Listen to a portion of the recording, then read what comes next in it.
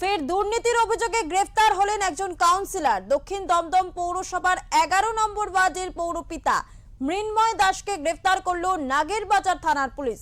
বর্তমানে তাকে ব্যারাকপুর কোর্টে পাঠানো হয়েছে। 4 দিনের পুলিশের হেফাজতে চাওয়া হয়েছে বলেই খবর।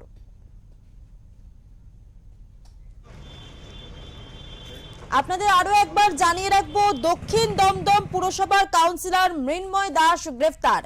ফের দুর্নীতির অভিযোগে গ্রেফতার হলেন দক্ষিণ দমদম পৌরসভার 11 নম্বর ওয়ার্ডের পৌরপিতা মৃন্ময় দাস। গ্রেফতার করলো নাগেরবাজার থানার পুলিশ। বর্তমানে তাকে ব্যারাকপুর কোর্টে ইতিমধ্যেই পাঠানো হয়েছে এবং 4 দিনের পুলিশি হেফাজত চাওয়া হয়েছে।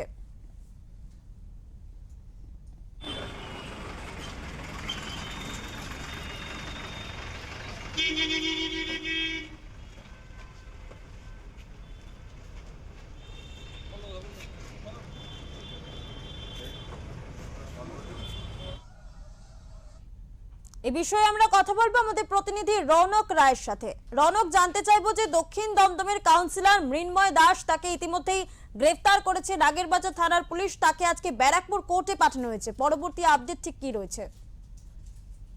দেখো, এই দক্ষিণ দমদম পৌরসভার 11 নম্বর ওয়ার্ডের কাউন্সিলর এই মৃন্ময় দাস একজন কাউন্সিলর হয়ে সে তোলাবাজি, শ্লীলতাহানি এবং নানা রকম তার এলাকায় নানা রকম সাধারণ লোকজনের উপর অত্যাচার করত। সেই জন্য আগামীকাল নাগেরবাজার থানা তার নামে নাগেরবাজার থানায় কমপ্লেন হয়। আগামীকাল নাগেরবাজার রাতে নাগেরবাজার থানা তাকে গ্রেপ্তার করে এবং গ্রেপ্তার করে তাকে আজ ব্যারাকপুর কোর্টে পাঠায় এবং তাকে 10 দিনের পুলিশ হেফাজতে চেয়েছে নাগেরবাজার থানা। রৌনক, জানতে চাইবো তাকে জিজ্ঞাসাবাদ করে দুর্নীতি ছাড়াও কি আর কোনো কিছু তার বিষয়ে জানা গিয়েছে? তিনি আরো কোনো দুর্নীতির সঙ্গে যুক্ত কিনা?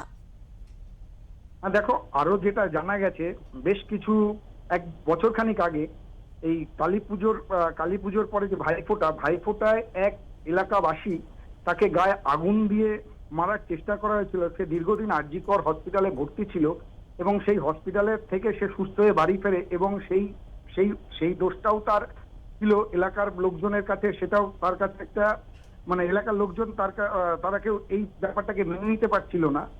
সেই জন্য আজ তাকে গ্রেপ্তার করার পর সেই এলাকায় সবার মনে একটা আনন্দ দেখতে পাওয়া যাচ্ছে। ধন্যবাদ রৌনক তোমায়। দক্ষিণ দমদম পুরসভার কাউন্সিলর মৃন্ময় দাস ইতিমধ্যে গ্রেফতার করেছে নাগেরবাজার থানার পুলিশ।